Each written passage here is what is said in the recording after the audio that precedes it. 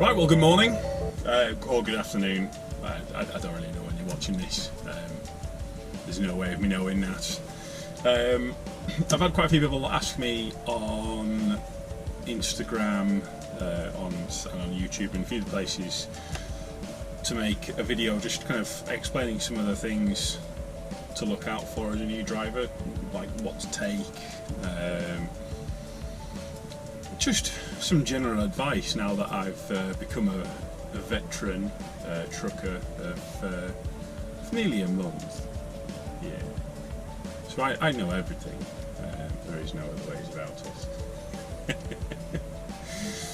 it. So the first thing I will say, I made a lot of mistakes during my first week with bringing what to bring, what not to bring. The first thing I will say is don't bring too much. That was definitely a mistake I made, and because I didn't really have a place to put everything, it was, the first week was absolute chaos in the cab. The passenger side was completely inaccessible.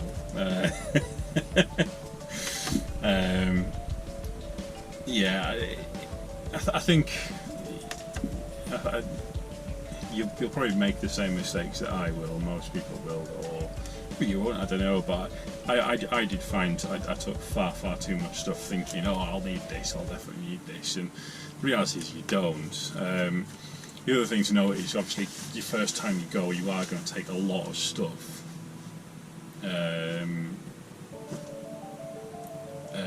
it'll stay in your cab as long as you are, as long as you're not swapping vehicles or anything like that, in which case I haven't got a clue. I don't really know what to advise you on that one there.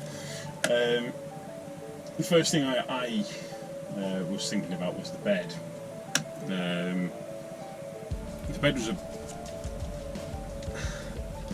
I like a comfortable bed, and I've been looking at mattress toppers, but the issue is,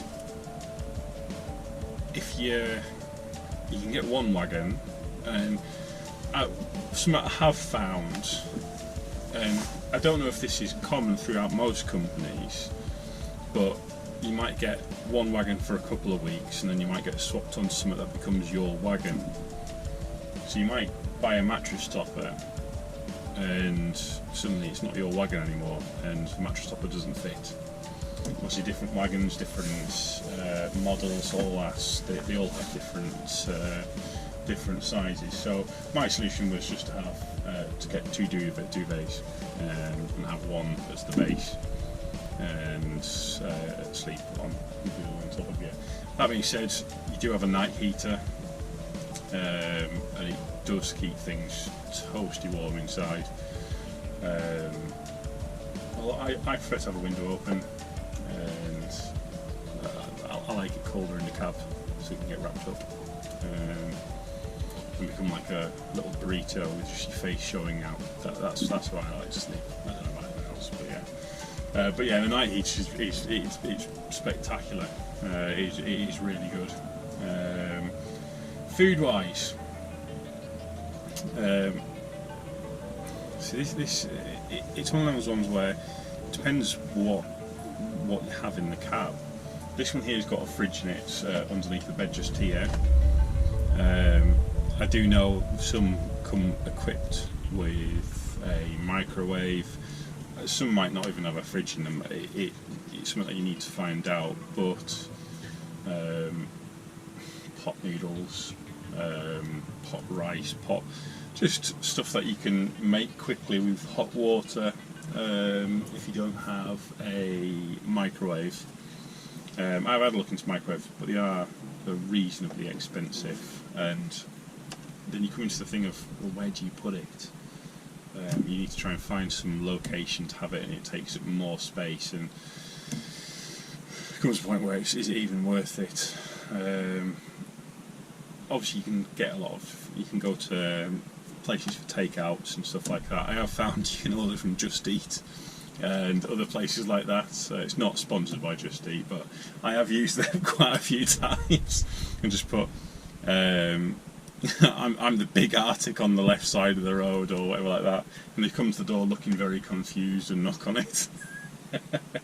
Yeah, that's quite funny to see. Other than that, just sandwiches, cold stuff. I found cereal's a good one, although not Rice Krispies. They go everywhere. Freaking hell, they go everywhere. Regard to a kettle, so this is something that I learned very quickly, which is excuse that. There'll be different sockets within your cab, most likely. There'll be some 24 and some 12 volt, and if you put it in the 12 volts, they don't heat up as quick. From what I've gathered, most kettles for cabs, they don't brew as fast as a normal kettle at home.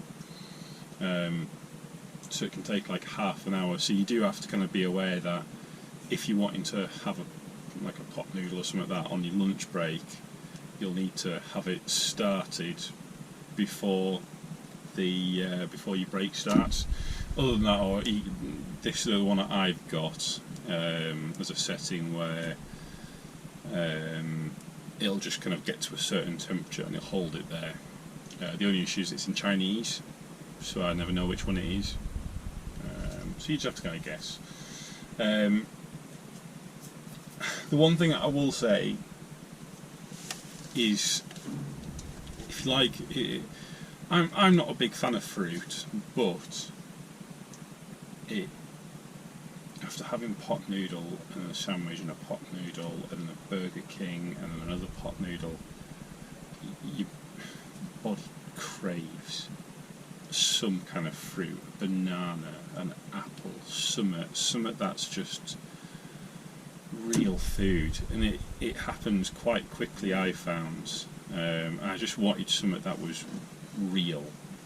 There's no other way of explaining it, but yeah, so just bring apples, whatever fruit you like. It is recommended. Well, I'd recommend it. It adds some variety to your meals at least.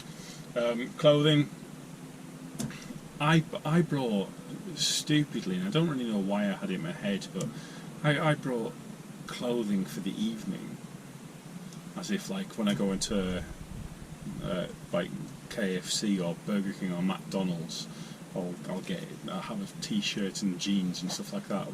Why I thought that, I don't know, but that's what was in my head. You don't need any of that crap, just something to sleep in, something to just off your workwear. I have found one of my favourite things. I'm wearing, now that you can see this, some of the waterproof pants. Under that I'm actually wearing pyjama bottoms, because God, they're comfortable. Oh, they're so comfortable. And as far as staying clean, baby wipes, that seems to be the main thing. I had come out with all the stuff to have a shower. My intention was to have like a shower nearly every night. I'm stopping in service stations, and that's oh yes, there's loads of places to stop out, and that's something that I found quite quickly on.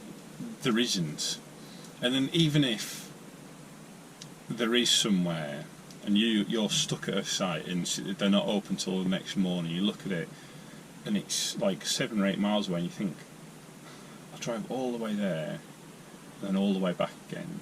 Think about how much time that's going to cost, how much fuel. You could be resting at that point there. And something that I have found with service stations is they're terrible places to sleep. Don't get me wrong, they are safe, which is a good thing. I guess they're safe. And there are a few truck stops that I have found which I will go to again.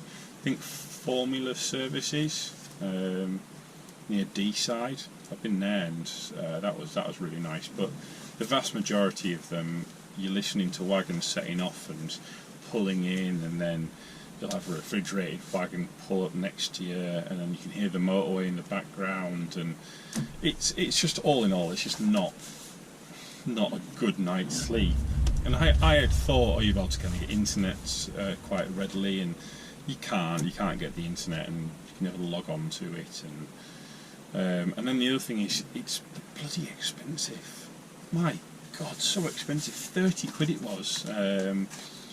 I think that was like for a moto or something. Now, don't worry, that was reimbursed by the company, but still, if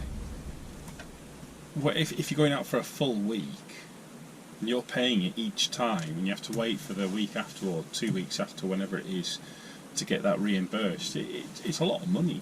It's a heck of a lot of money, especially when you're just starting out with it. So I tried to, where I could, avoid service stations. Lay-bys at a push, but again, the traffic, and then it's not just the traffic, but you can feel each car and each wagon and each van as it pushes and pulls the wagon, and again, it's not very restful. The best place by far that I've found are industrial estates, by a huge distance. You get the occasional wagon and stuff like that, but industrial estates, if you can park on one of them, they're most of the time nice and quiet, good spots to kind of go to, and if you want to order a takeout, you can do. They'll usually deliver to places like that, which is good. There is an app that I have downloaded, I think it's called HGV Parking, where you can find different places to park, but by and large, the thing I found is just using Google Maps. Find somewhere to just have a look on Google Maps, look for an industrial estate, look for stuff like Travis Perkins or Jewson's or Builders Merchants. That's what I searched, and then from there you can just use a satellite view and just have a scout around, and you can usually find somewhere within them areas, whereas that's good to park. So as far as parking goes, industrial estates. The only downside to industrial estate is you may need to use the services beforehand, because there's not always somewhere to go. if you catch my drift on that one there. But yeah, that's probably my way. Proper truck stops are good. Junction 38 on the M6, Junction 38 services, they're very good, and my God, the breakfast's amazing there. But most motorway services are just not worth it. I've found, not for the money, even if you're not paying for it. But yeah, navigation, find a way around. I have used Google Maps a little bit. When I've not been sure where a site is, I'll kind of use Google Maps to zoom in on it and work out any manoeuvres, stuff like that. That comes from TPs, where I liked to know the manoeuvre I was going to be doing before I got there, and then that way when I got on site I had a reasonable idea of what I need to do, and it made things less stressful. But for the most part I use a TomTom.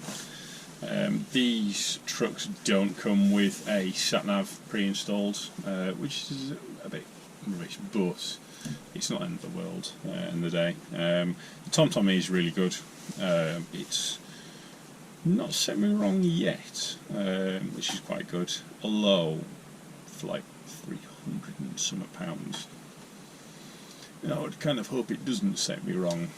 So yeah, they are expensive. Unfortunately, the company doesn't reimburse you for that. So yeah, it's one of them. But you couldn't. I don't think I could do the old school way of doing it and using maps. And I can imagine that just being far too much hassle. Switch TomTom on, let it do the job. And there you go, that's it, job's a good one. But yeah, I think aside from that, I can't really think of much else that you would need to know on your first week.